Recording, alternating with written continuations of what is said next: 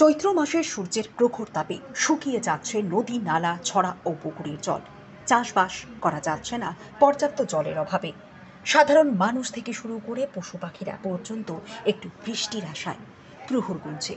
কবে আসবে বৃষ্টি? গ্রামীণ মানুষজন এখনও পুরনো সংস্কৃতির উপর বিশ্বাস রেখে বিভিন্ন ধরনের ক্রিয়াকলাপ করে থাকেন।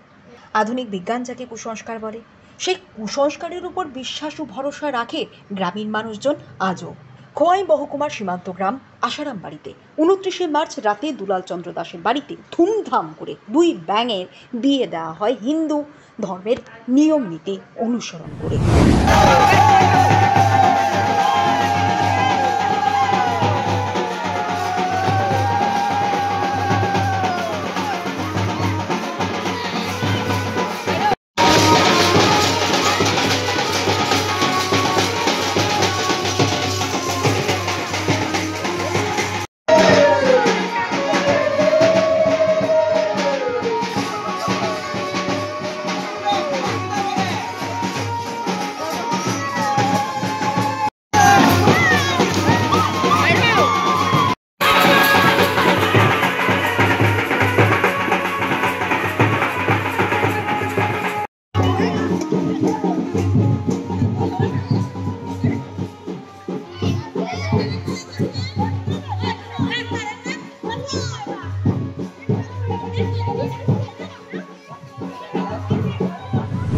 গ্রামীণ মহিলারা জানিয়েছে, শুধুমাত্র একটু বৃষ্টির আশায় এই বিয়ের আয়োজন। পানে খিদি অধিবাস মঙ্গলাচরণের পর বিয়ের আয়োজন করা হয় বিয়ের বাজনা সহকারে।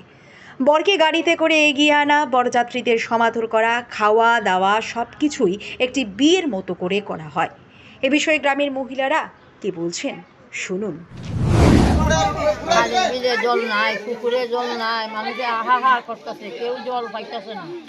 আমরা ব্যাঙ্গা ব্যাঙ্গিরে দৌড়ে আনছি, আইনা বিয়া দিয়া আমরা তারা জল নিয়ে দিয়ে আমরা আগে রাখতাম না। আগের দিনের তারা করতো, আমরা শুনছি তার জন্য আমরা এর জন্য আমরা এটা রেডি করছি। আচ্ছা, আপনারা যে এই বিষয়টা নিয়ে মানে মেয়ে ছেলে যেভাবে বিয়া হয় এভাবে সব আমরা সব করণ করছি, ওইরা আমরা বিয়া দিচ্ছি। আমরা অধিবাস দিছি, সব দিছি।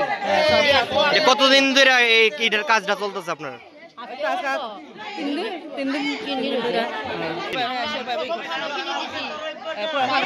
অধিবাস দিছি, আজকে সোহাগ মাগা হয়েছে, বিয়া হয়েছে, সব